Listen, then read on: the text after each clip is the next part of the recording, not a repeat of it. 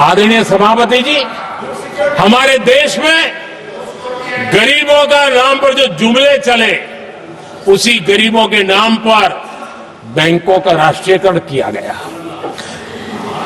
गरीबों के नाम पर। लेकिन 2014 तक इस देश के 50 करोड़ नागरिक ऐसे थे जिन्होंने बैंक का दरवाजा तक नहीं देखा था। आदरणीय सभापति जी, गरीब को बैंक में प्रवेश तक नहीं था, ये पाप आपने किया। और आज 50 करोड़ गरीबों के बैंक खाते खोल करके हमने बैंक के दरवाजे गरीबों के लिए खोल दिए। इतना ही नहीं, ये एक प्रधानमंत्री कहते थे कि दिल्ली से 1 रुपया निकलता है तो 15 पैसा पहुंचता है, लेकिन उपाय उनको आता नहीं था। उपाय हमने दिखाया। आज दिल्ली से 1 रुपया निकलता है, 100 के 100 पैसे गरीब के खाते में जमा हो गए। क्यों? हमने बैंक का सही इस्तेमाल क्या करना, बैंक का सही उपयोग क्या करना। माननीय सदस्य मोबाइल नहीं देखें। आदरणीय सभापति जी, बिना गारंटी के ऋण देश के अंदर जिन लोगों को बैंक के दरवाजे तक जाने की इजाजत नहीं थी, आज स्थापित सरकार का संविधान के प्रति जो समर्पण है ना, आज बिना गारंटी वो बैंक से लोन ले सकता है। ये ताकत हमने गरीब को दी है। आदरणीय सभापति जी, गरीबी हटाओ का जुमला इसी के कारण जुमला बनकर के रह गया। गरीब को इस मुश्किल से मुक्ति मिले, ये हमारा बहुत बड़ा मिशन है और ये हमारा संकल्प है, और हम इसके लिए दिन रात एक कर रहे हैं। जिनको कोई नहीं पूछता, इनको मोदी पूजता है। आदरणीय सभापति जी, दिव्यांगजन हर दिन संघर्ष करता हमारा दिव्यांगजन। अब जाकर के हमारे दिव्यांग को फ्रेंडली इंफ्रास्ट्रक्चर मिले, उसकी व्हीलचेयर आगे तक जाए, ट्रेन के डिब्बे तक जाए, ये व्यवस्था दिव्यांगजन के लिए करने का हमारे दिल में तब आया क्योंकि समाज के दबले कुचले वंचित लोगों की चिंता करना हमारे मन में था, तब हुआ।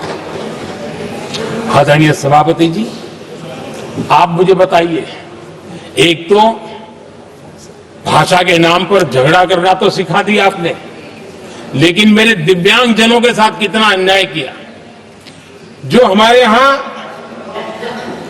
साइनेज लैंग्वेज जो है, साइन लैंग्वेज की जो व्यवस्था है, खास करके मूक बधिर के लिए, अब दुर्भाग्य ऐसा देश का कि असम में जो भाषा सिखाई जाए, उत्तर प्रदेश में दूसरी सिखाई जाए, उत्तर प्रदेश में सिखाई जाए, महाराष्ट्र में तीसरी सिखाई जाए।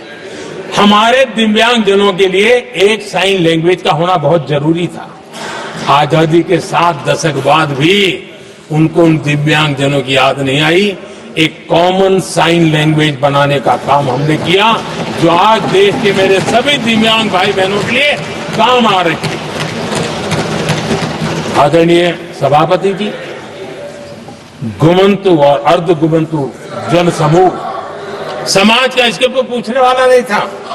उनके कल्याण के लिए वेलफेयर बोर्ड बनाने का काम हमने किया, क्योंकि संविधान की प्राथमिकता है, जो हमें उसको दर्जा देने का काम किया है। आदरणीय सभापति जी, हर कोई रेहड़ी पटरी के लोगों से जानता है, हर मोहल्ले में, हर इलाके में, हर फ्लैट में, हर सोसाइटी में सुबह होते ही वो रेहड़ी पटरी वाला आकर के मेहनत करके और लोगों का जीवन चलाने में मदद करता है। उसको बेचारे को 12-12 घंटे काम करे, रेहड़ी भी किसी से किराए पर ले ले, किसी से ब्याज से पैसा ले, किसी से सामान खरीदे, शाम को ब्याज खाओ पैसा ले जाए, बड़ा मुश्किल से अपने बच्चों के लिए ब्रेड का टुकड़ा ले जा सके, ये हालत थी। ये हमारी सरकार ने है रेहड़ी पटरी वालों के लिए स्वनिधि योजना बना करके बैंक से उनको बिना गारंटी लोन देने का शुरू किया, और आज उसके कारण, वो स्वनिधि योजना के कारण वो तीसरे राउंड तक पहुंचा है और अधिकतम लोन बैंक से उसको सामने से मिल रही है। उसकी प्रतिष्ठा का और उसका विस्तार हो रहा है, विकास भी हो रहा है। आदरणीय सभापति जी, इस देश में हम में से कोई ऐसा नहीं होगा जिसको विश्वकर्मा की जरूरत न पड़ती हो। समाज की व्यवस्था की एक बहुत बड़ी व्यवस्था बनी थी, सदियों से चली आ रही थी, लेकिन वो विश्वकर्मा साथियों के लिए कभी पूछा नहीं गया। हमने विश्वकर्मा के कल्याण के लिए योजना बनाई, बैंक से लोन लेने की व्यवस्था की, उनको नई ट्रेनिंग देने की व्यवस्था की, उनको आधुनिक टूल देने की व्यवस्था की, नई डिजाइन से काम बनाने की चिंता की, और उसको हमने मजबूत बनाने का काम किया। आदरणीय सभापति जी, ट्रांसजेंडर, जिसको परिवार ने धुतकार दिया, जिसको समाज ने धुतकार दिया, जिसकी कोई चिंता करने वाला नहीं था, ये हमारी सरकार है कि इसको भी भारत के संविधान ने हक दिए हैं। उस ट्रांसजेंडर के अधिकारों के लिए कानून और व्यवस्थाएं बनाने का काम किया, उनको गरिमापूर्ण जीवन मिले, उनके अधिकारों की सुरक्षा के लिए हमने काम किया। आदरणीय सभापति जी, हमारे आदिवासी समाज इतनी सारी बातें करते, मुझे तो याद है मैं जब गुजरात का मुख्यमंत्री बना तो हमारे यहाँ उमरगांव से अंबाजी तक एक पूरा बेल्ट, गुजरात का पूर्वी हिस्सा पूरा आदिवासी बेल्ट, और एक कांग्रेस के मुख्यमंत्री आदिवासी रह चुके थे। इतने सालों के बाद भी उस पूरे इलाके में एक भी साइंस स्ट्रीम की स्कूल नहीं थी। मेरे आने से पहले एक भी साइंस स्ट्रीम की स्कूल नहीं थी। अगर साइंस स्ट्रीम की स्कूल नहीं है तो कितनी आरक्षण की बातें करो, वो बेचारा इंजीनियर और डॉक्टर कैसे बन सकता। ये मैंने उस इलाके में काम किया और वहां साइंस स्ट्रीम की स्कूलें, अब तो वहां यूनिवर्सिटीज बन गई है। लेकिन यानी राजनीति की चर्चा करना, संविधान के अनुरूप काम न करना, ये जिनकी सत्ता भूख है ना, उसका।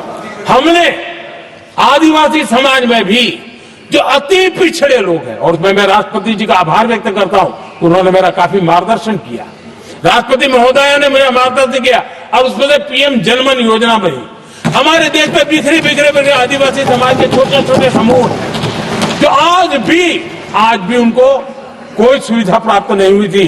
हमने ढूंढ ढूंढ करके, संख्या बहुत कम है, वोट की राजनीति में उनकी तरफ देखने वाला कोई नहीं था, लेकिन मोदी है जो आखिर को भी पूछता है। और इसलिए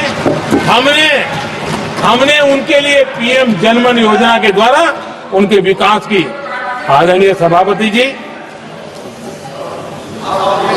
जैसे समाजों में उनके विकास संतुलित होना चाहिए, पिछड़े से पिछड़ा व्यक्ति को भी संविधान अवसर देता है, जिम्मेवारी भी सरकार को देता है, उसी प्रकार से कोई व्यू भाग भी, कोई हमारा ज्योग्राफिकल इलाका भी वो पीछे नहीं रहना चाहिए।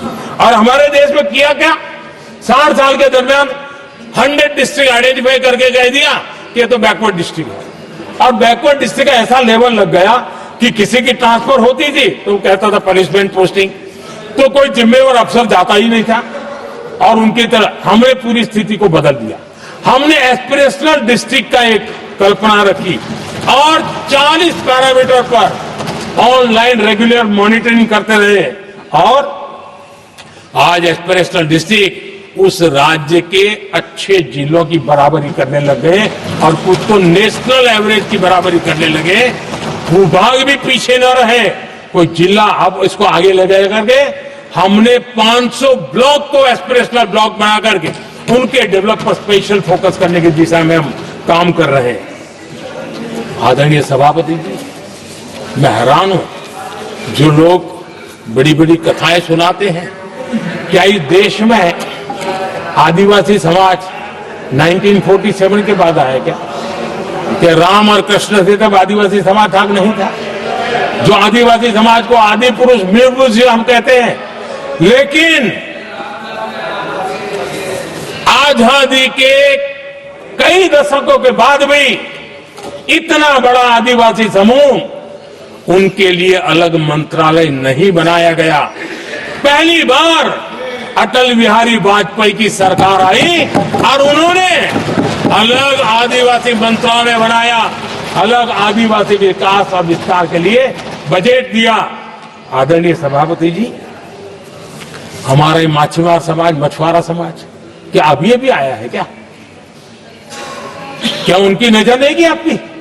इन मछुआरा समाज के कल्याण के लिए पहली बार हमारी सरकार ने आकर के अलग मंत्रालय बनाया फिशरीज का, उनके कल्याण के लिए अलग से हमने बजट दिया, समाज के इस तबके की चिंता की। आदरणीय सभापति जी, मेरे देश का छोटा किसान, उसके जीवन में सहकारिता एक मुख्य अंग है। छोटे किसान की जिंदगी को सामर्थ्य देने के लिए सहकारी क्षेत्र को जिम्मेवार बनाना, सहकारी क्षेत्र को सामर्थ्यवान बनाना, सहकारी क्षेत्र को बल देना, इसकी महात्मा हम समझते हैं, क्योंकि छोटा किसान, उसकी चिंता हमारे दिल में थी और इसलिए हमने अलग सहकारिता मंत्रालय बनाया। हमारी सोचने का तरीका क्या है? हमारे देश में नौजवान है, पूरा विश्व आज वर्कफोर्स के लिए तरस रहा है। देश में डेमोग्राफिक डिवीजन लेना है तो हमारे इस वर्कफोर्स को स्किल बनाना चाहिए। हमने अलग स्किल मंत्रालय बनाया ताकि दुनिया की आवश्यकता के अनुसार मेरा देश का नौजवान तैयार हो और विश्व के साथ वो अपने आगे बढ़े। आदरणीय सभापति जी, हमारा नॉर्थ ईस्ट इसलिए कि वहां वोट कम है, सीटें कम है, इसकी कोई परवाह नहीं है। ये अटल जी की सरकार थी जिसने पहली बार नॉर्थ ईस्ट के कल्याण के लिए डोनियर मंत्रालय की व्यवस्था की और आज उसका परिणाम है कि नॉर्थ ईस्ट के विकास की नई चीजों को हम प्राप्त कर पाए। इसी के कारण रेल, रोड, पोर्ट, एयरपोर्ट ये बनने की दिशा में आगे बढ़ रहे हैं।